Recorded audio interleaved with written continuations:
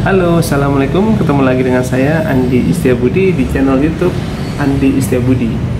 Di video kali ini saya akan menceritakan pertemuan saya dengan salah seorang tokoh yang bergerak di bidang tour and travel. Dan pertemuan tersebut itu pada hari Rabu 18 Desember 2024 kemarin. Nah, tokoh yang saya temuin adalah Bapak Haji Priyadi Abadi. Beliau adalah chairman dari Indonesia Islamic Travel Communication Forum atau ITCF.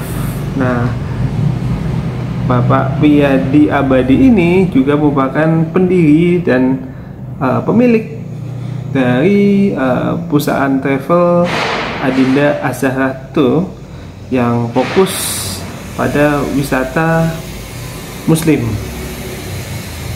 Apa itu wisata muslim? Jadi pas sebenarnya saya ini sudah lama berencana untuk bertemu dengan Pak Priyadi Abadi, yaitu sejak beberapa bulan lalu. Cuman karena waktunya yang tidak ketemu, jadi saya sibuk, beliau juga banyak kegiatan dan sering berada di luar negeri, jadi kita tidak pernah sempat ketemu. Baru ketika minggu lalu tiba-tiba saya dapat WA dari Pak Priyadi yang mengatakan saya sudah ada di Indonesia nih, kapan kita bisa ketemu. Nah, karena di awal tahun nanti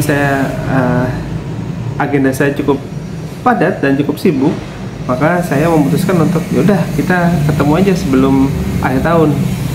Nah, untungnya kita akhirnya sepakat bertemu kemarin, karena ternyata pada tanggal 22 Desember besok Pak Priyadi ini sudah pergi lagi ke luar negeri hingga awal tahun. Jadi tambah susah lagi ketemunya karena saking sibuknya beliau. Nah, jadi Pak Priyadi ini fokus untuk mengembangkan wisata muslim di Indonesia, karena pasarnya sangat terbuka luas, sangat lebar dan sangat potensial sekali.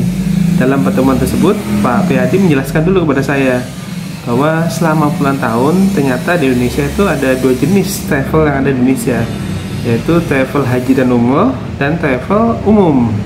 Kalau travel haji dan umroh itu fokusnya adalah untuk melayani layanan haji dan umroh ya. Misalnya banyaklah, saya tidak perlu sebut nama-nama, itu banyak perusahaan-perusahaan travel haji dan umroh yang sudah berdiri puluhan tahun, dan bahkan jumlahnya saya yakin udah ratusan bahkan ribuan ya. Nah, ada juga travel umum. Kalau travel umum adalah travel yang melayani kebutuhan masyarakat yang ingin berwisata atau bepergian ke destinasi umum. Misalnya ada yang mau baik itu dalam negeri maupun luar negeri ya. Misalnya ada yang mau ke Raja Ampat, atau ada yang mau ke Inggris, ada yang mau ke Amerika Serikat, Australia. Itu biasa travel umum. Nah, Pak Priyadi ini sebelumnya itu bergerak di bidang travel umum. Lalu beberapa tahun yang lalu beliau itu memiliki ide bagaimana jika dirinya fokus untuk membuat travel muslim. Jadi di tengah-tengahnya ini, jadi bisa melayani kebutuhan untuk umroh atau dan haji, dan juga bisa untuk melayani untuk kebutuhan untuk bepergian ke masyarakat umum. Nah, sebelumnya mereka yang pakai travel umum itu kalau mau umroh tuh nggak bisa, ya kan? Jadi kalau mau umroh ya harus dioper ke travel yang memang izin travel umroh, ya kan, haji dan umroh gitu. Dan Pak Priyadi ini mengatakan ide awalnya sebenarnya dia terinspirasi dari pengalaman pribadi sendiri, yaitu ketika ibunya Pak Priyadi itu hendak pergi ke luar negeri. Nah, tapi pas di luar negeri itu ibunya bingung mau sholat, tidak tahu waktunya, tidak tahu waktu sholatnya jam berapa, dan tidak tahu kiblatnya, serta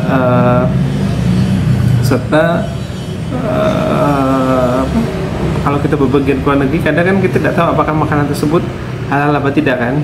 Kita hanya mengikuti yang sudah ditentukan oleh travel agentnya ataupun yang kita temui di lapangan. Nah, belajar dari pengalaman tersebut, Pak Priyadi kemudian mencoba merintis perusahaan Adinda Az-Zahra itu untuk di bidang travel muslim.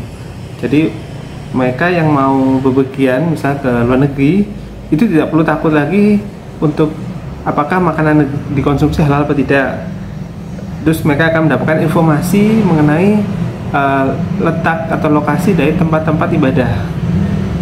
Misalnya masjid di kota ini di mana, karena tidak semua tour and travel umum itu tahu lokasinya. Misal saya juga baru tahu dari si Pak Priyadi bahwa ternyata di Roma sendiri itu ada sebuah masjid yang sangat besar. Padahal Roma sendiri adalah mayoritas adalah penganut agama Katolik ya. Tapi ternyata ada sebuah masjid yang sangat besar kata Pak Priyadi. Gitu. Nah, dan ternyata setelah dijalanin secara tekun, bertahap, dan ternyata banyak sekali peminat dari travel muslim ini. Nah, Pak Priyadi ini kemarin banyak bercerita kepada saya mengenai tantangannya, terus suka dukanya, dan juga alasan kenapa beliau mau fokus di bidang ini. Jadi pertemuan kemarin tuh banyak benar-benar memberikan insight, wawasan baru kepada saya mengenai travel muslim.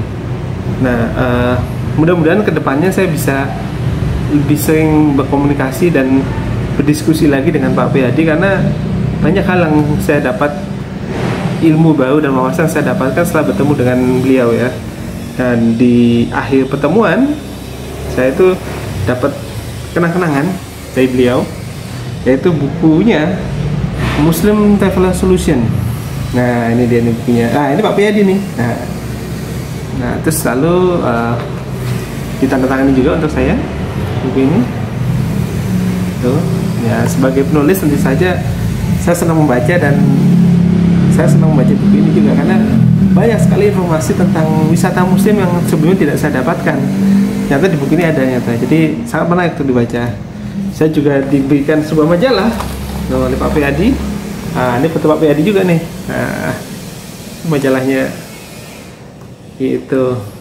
Jadi ternyata wisata muslim itu ternyata masih berpotensi besar untuk dikembangkan, dan pasar sangat luas, apalagi mayoritas penduduk Indonesia adalah penganut agama Islam. Gitu.